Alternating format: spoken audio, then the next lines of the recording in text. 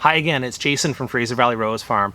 When I mention the term vertical farming, what exactly is it that you envision? Are these gleaming stainless steel and glass towers, mega structures like from some science fiction novel? Or are you thinking of a cavernous warehouse, completely sterile with staff in lab coats and face coverings, growing microgreens and salad greens under artificial light?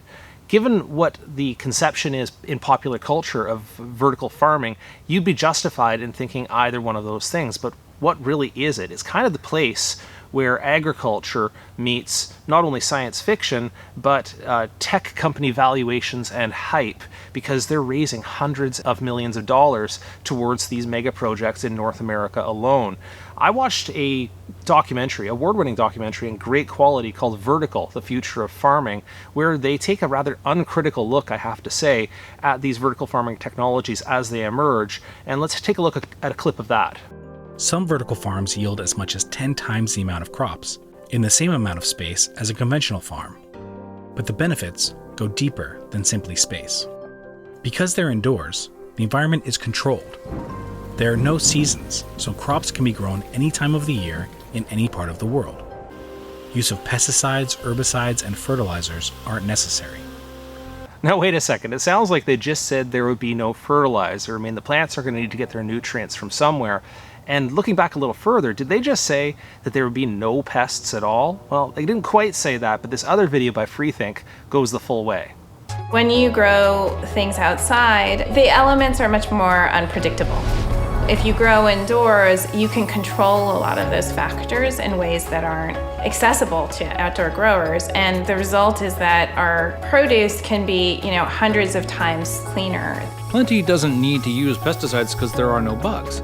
I promise to give a fair shot to all of the other claims of vertical farming, but I have to stop this one in its tracks, because that idea that you can exclude or eliminate pests altogether just is wrong. It's something that has been tried in the real world for many, many years in controlled environment agriculture, and it just hasn't happened. You still, no matter how tight the grow room, no matter how tight the growing space, you still get pests, you get big outbreaks, and what they basically have to end up doing is managing it by the introduction of beneficial insects to try to manage the levels of pests, not to eliminate them entirely. So that's just, well, I'm going to rate that one as false. But that's what I want to do with the claims of vertical farming. The truth is, it's a valid system. There are places where this actually makes a lot of sense, and I want to go through those in this video today. But what probably has to happen is that those sky-high claims of vertical farming have to be brought back down to earth, and that's what I intend to do in this video.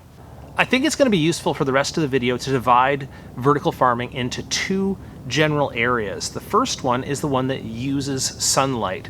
Like traditional field agriculture or like modern greenhouse agriculture, this one uses the sun, uses the seasons, doesn't pretend they don't exist.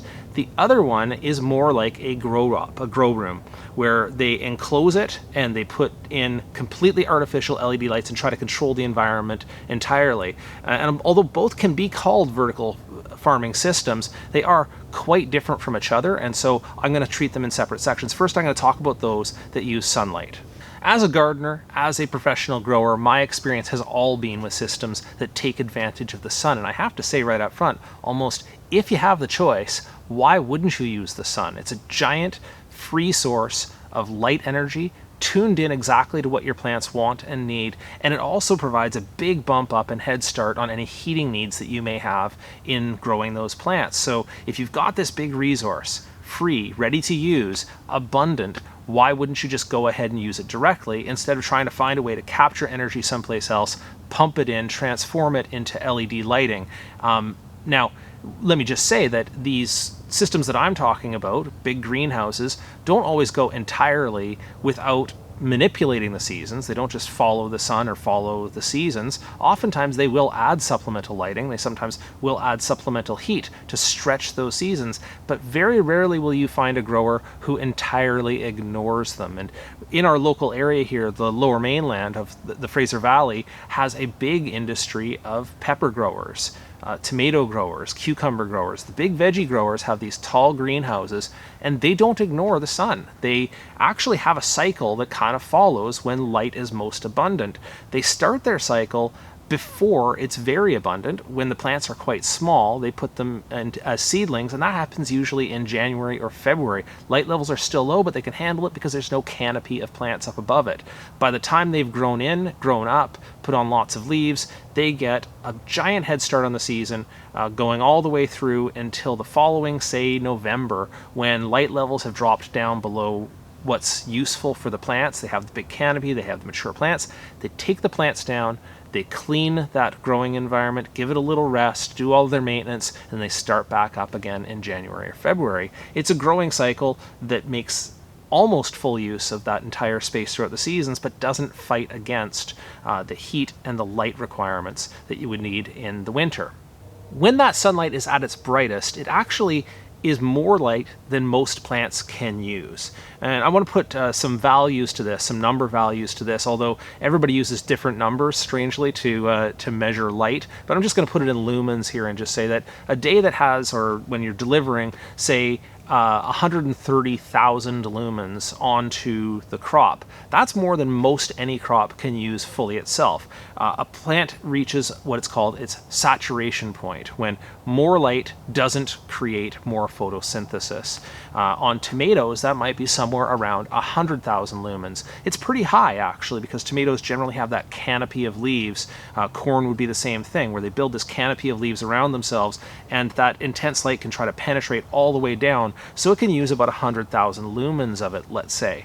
On the other hand, something that is low-growing, leafy greens, say something like lettuce or strawberries, something that doesn't have a large canopy, that's actually more light than the plant could use. And this is the premise for some of these vertical farming systems that use the sunlight. They kind of go with the idea that, well, traditionally, market gardeners, what they would have done to deal with that abundance of light is they would have grown very tightly together and planted those crops and harvested those crops in quick succession, trying to manage it.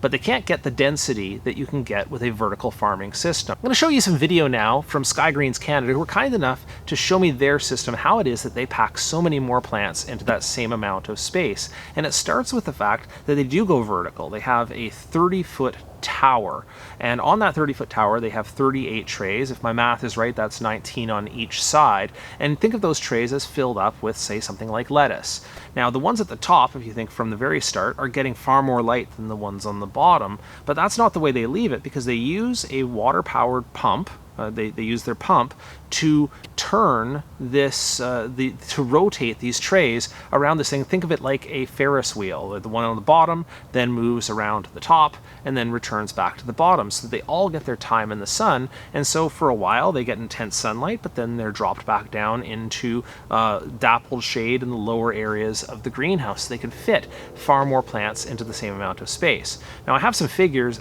based on strawberry density and how many they can fit into their system, and it is far more than you would get from traditional ways of laying out strawberries in your greenhouse. Well, as you can see, the numbers add up or multiply out insofar as you can fit in 20 times more strawberries in this tower system than you would ever fit by using even the modern efficient gutter systems. Now, 20 times more strawberries sounds pretty good, but now let's talk about light, because you may not have enough light at that point if you go that dense to get the same amount of yield. Remember, those other systems are already maximized for yield per square foot. Now, going back to the number I talked about before, a bright, clear day can give you 100 to 130,000 lux of energy coming down on your crop, and strawberries have a light saturation point somewhere in the range of about 40,000 lux. So you're getting about 3 times as much light as the plant needs, and by stacking it like that, now you're fitting in 20 times as much plant. You can see there's a deficit there. You can see that you might have to make up the difference by adding supplemental light. Now, here's where it comes in. The idea and the main concept of vertical farming is that space is tight, especially in urban spaces, but also, well, anywhere. I mean, land is not free. If you have land and you're using it for agriculture, you may want to pack in as much plants as you can per square foot. Greenhouses are not free. Greenhouses, once you've already put in the investment to put in a big greenhouse, you're controlling the heat, you're controlling the humidity, you're controlling that environment. Might it make sense to pack in more plants, even if it means you have to supplement with artificial light?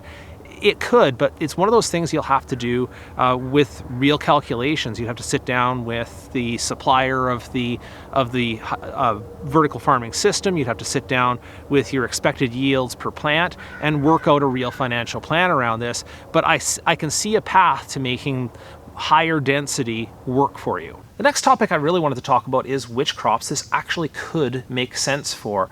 And I think I want to start by debunking the question about whether the other crops, the crops that are not in vertical farming systems, are actually flat. So think about when you first plant corn in a field. Okay, now of course at that point, if you look at the ground and the sun coming down, there's a ton of wasted space on there. The seedlings are tiny and there's a lot of room in between them. But very, very quickly, that corn will grow upwards and it becomes a little more vertical. And in fact, what it will do is it will fill in all of the space between those corn seedlings with leaves, and it will take full advantage of that sunlight. So again, if you have that 130,000 lumens of light coming down on the plants, they shade all the lower leaves down to where that sunlight has to work hard to penetrate that canopy, and the plant soaks it all up and is a powerhouse. It's very useful. So for a lot of those cereal and grain crops, that's why places like Canada and Ukraine and these higher latitudes with the longer days during summer actually have such amazing yields on these grain crops, is because the plants are very, very good at taking advantage of all that intense sunlight over such a long period. So it certainly is not a flat crop. As far as vertical goes, it's quite vertical. It grows up and it absorbs all of the light over the distance that before it hits the ground, or substantially all of that light. Likewise, if you looked at tomatoes, and I've used that example already, is it would make no sense to take tomatoes and put them in a vertical cropping system. The tomatoes will vine up and they'll reach high heights themselves, and in fact, in most tomato growing systems, they're stripping off leaves from the lower parts of the plants because there's so little light reaching the bottom of the greenhouse. So tomatoes are already vertical. Likewise, you're not going to try this with something like almond trees or avocado trees. There's some things that just make no common sense insofar as these plants are already quite vertical and use up all of the light. I also wanted to say, just as an aside here, that many greenhouse growers already, without any fancy vertical systems, will have a plant canopy across the bottom. And let's say if you're growing annuals, like I saw over at Clearview, they had the annual baskets, or the hanging baskets, up higher in the rafters of the greenhouse. So that would be considered, well, I guess a low-tech vertical system where you have a crop up above and it's shading a little bit, and there's a crop down below taking advantage of the leftover light. So how unvertical are crops already is the first thing I want to ask there, and then what are useful in these vertical cropping systems. And so far, the things that they have really focused in on, the things that have actually made it into commercial applications, are things like lettuce and leafy greens, herbs, microgreens. Those are the main. Strawberries is another one. So again, these very low profile things that they're going to try to split the light in between underneath the sunlight. Now, I did have a good interview with Bob Holm from Sky Greens Canada. He's the CEO there, and he talked a little bit more about the kinds of crops you can put on this. And he's a very common sense guy about what makes sense in that, and some other things that he mentioned to me beyond just what I said in terms of leafy greens and herbs. But he also talked about animal fodder, and that's almost like a microgreens application. He showed me a video where they'd grown, say, barley fodder up to a certain height, because it doesn't grow. Microgreens, you typically just about only sprout them and then harvest them straight away. With these ones, you would grow the microgreens to a higher height and then feed them on. And of course, now I'm going to treat you to a piece of video of bison eating those microgreen trays, or the fodder trays, which I think is actually, where else you're going to see that. So that's kind of cool. Yeah, we've been growing everything in there, from beets to all the herbs, the basils, the parsleys, cilantros, all those things are great. And you know what? There's a short supply of that stuff. So especially in the winter, it's a big supply. So I talk to people, like, when you're looking at setting up a vertical farm, I look at what is your market? You know, what do you guys got in your area? Like, and then what can you sell and how much can you sell? And then let's build a grow room around that. Mm-hmm. And so I've had a lot of discussions with Cisco, and they want things like arugula, parsley, cilantros. They do not want any more microgreens. Like there's just too much of that out there. There's a lot of guys doing cucumbers, tomatoes, which doesn't really work in a vertical farm because they're tall crops already. Yeah. So yes, we got to stick to something a little shorter. I mean, the cannabis guys can do it too if they're doing their clones, but you're not going to get the end results in there, but they're great for clones because you can put so many in a row. He also brought up an application of using it for forest nursery. There's a forest nurseries that grow little trees, and of course these are young and they don't need tons and tons of light, but the space, I mean, if you pack these into a greenhouse and you're trying to fill a greenhouse with all of these, it just takes a ton of space. And if you put them into the vertical farming system, you can pack far more seedlings into a smaller space, and that's something that they're trialing right now. So I think he envisions this as being as people apply their imagination and their own crops to it, that people can find things that this works for. Obviously, they're not going to go to the extreme examples of trees and field crops like wheat and grains. Although, if you listen to the hype of the vertical farming industry, that's almost exactly what they're saying, is that this could work for any crop. So far, I've talked a lot about the sunlight-based systems because I think they have the best shot of being viable, at least over the short term. But there are producers, even today, who are using fully enclosed dark grow spaces that are supplemented entirely by artificial light, and that they're using those to produce mainly microgreens and small salad greens. And it's no mistake that they've chosen those crops as their proof of concept. The thing about microgreens is that a lot of the energy that those plants need are already stored in the seed. That was already stored by the mother plant in the field in the past growing season. They come in with all that chemical ready to go, and the growing cycle is relatively short. If you sprout microgreens, at first you don't even need any sunlight. All you need is a little bit of warmth, a little bit of moisture or humidity, and these plants will start up, they'll sprout, and they'll get to a couple of inches with almost no light at all. If you give them just a minimal amount of light, they'll start to green anyway. If you give them then the next 5 to 7 days of bright light, that crop is ready for harvest. So this is why this crop can make particular sense in that system, is that you don't have an extended period of time that you're having to support it under artificial lights. Here's the problem generally with this, and it's not just a problem of current technology, it's a problem of energy and physics, is that if you're trying to push that much energy into that much space, what they estimate is that a fully enclosed facility may need 5.5 acres of solar panels to create 1 acre of indoor farm. Wow, that's a lot of footprint for a system that's trying to reduce the footprint of agriculture, is I guess what I'm going to say. So that's why these producers have done a great job of focusing on these very short crops. Once again, microgreens are very short. Baby leafy greens or salad greens are also a very short crop. But how do you translate this into big bulk crops like, say, a potato, which might take 100 days to produce a crop? I don't want to know what the price of that potato might be. And this is where we bump up against the economics of the situation, because money isn't just an artificial way that we keep score, it's also a way that you can compare one use of resources against another use of resources. And when you talk about these centralized warehouse factory farms that use artificial light completely, the startup costs on some of those can be in the range of $100 million or more. And many of these companies, like the one you saw in the second clip, are still being built under tech valuations. They haven't had their IPO yet. We have no idea if they have any path towards profitability. And some tech companies, like Uber, for instance, can go many, many years without ever posting a profit, and you don't know the viability of their system because of that. So that's the problem with this. And let's talk about a real-world example, because real world is where it actually makes some sense here. Is I have an example, a case study, which is the cannabis industry. And the cannabis industry was a fully indoor system. I'm not going to say fully indoor, but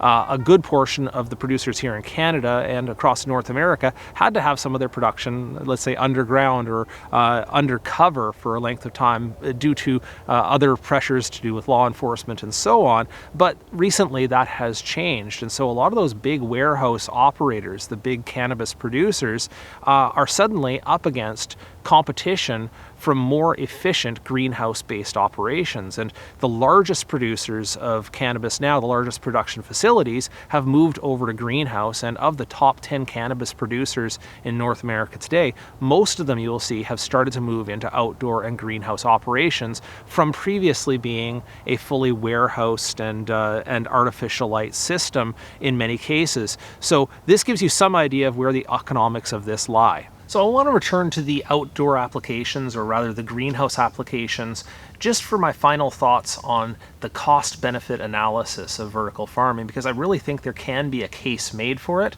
but you really have to have a fair comparison, apples to apples. And I wanted to show you some footage from a place called Little Leaf Farms. And this place is in New England. It produces lettuce, so that's an apples to apples comparison to what most vertical farmers, or many vertical farms, are using. But they're not using an up and down system. They go flat, but they go high intensity. And you can see here that they've just gone with very little spacing. They're moving through this crop very, very quickly. They're using high technology, and all of the benefits that are talked about with vertical farming are the same benefits that they're going to talk about. They're going to say that their plants are grown hydroponically. Yes, they are. They use less water, absolutely. In fact, I want to tackle this 1 second, is to say that when you compare it to field agriculture or any drain to waste system, of course, modern agriculture, modern greenhouse systems are going to have the advantage.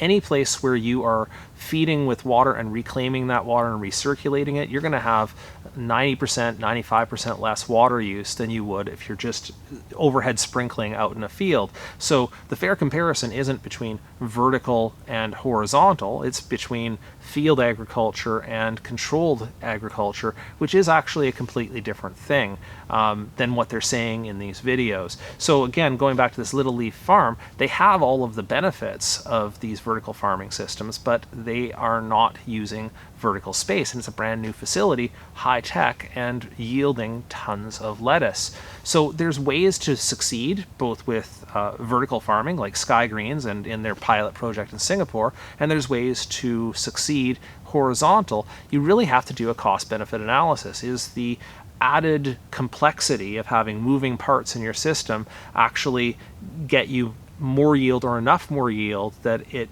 justifies the extra cost? Because there is going to be costs related to that infrastructure and that maintenance of all of these moving parts. And as for those centralized, fully enclosed factory style artificial light farms, I can see that approach making some sense for microgreens and salad greens, but it's far more energy intensive, at least at this stage, that it would make sense for a wide range of crops. And even though that seems to be the vision of vertical farming, is to try to get all of these crops under one roof and very intensive and removed from nature. And I guess I have sort of a bias or a thing against trying to remove nature from the equation. I think there are ways where you can find a way to make your farming and your agriculture follow the seasons, interact with nature. You may manipulate nature, but not to remove it entirely from the equation. When you get into a completely controlled environment, hey, best luck to them if they can make it work, but it feels a bit like the feedlot model, where you take all the cows and don't pasture them because that's going to hurt the environment, but rather move them into a feedlot in a more centralized and more intensive kind of raising of cattle. When what we're seeing in the restorative agriculture circles is that actually grazing can make sense. And I think the same thing can be said for agriculture, is that you can find a way to make this more consistent with the natural environment and to invite the seasons in and to make sense of it. And so far, that seems to be the direction it's going. That's all the thoughts I have for you on vertical farming. I hope you found this an interesting discussion. Certainly, I'm open to any of your questions or comments on this, because there's certainly people who know more about this than I do. You can drop those into the comments below the video. I'll see what I can do to help.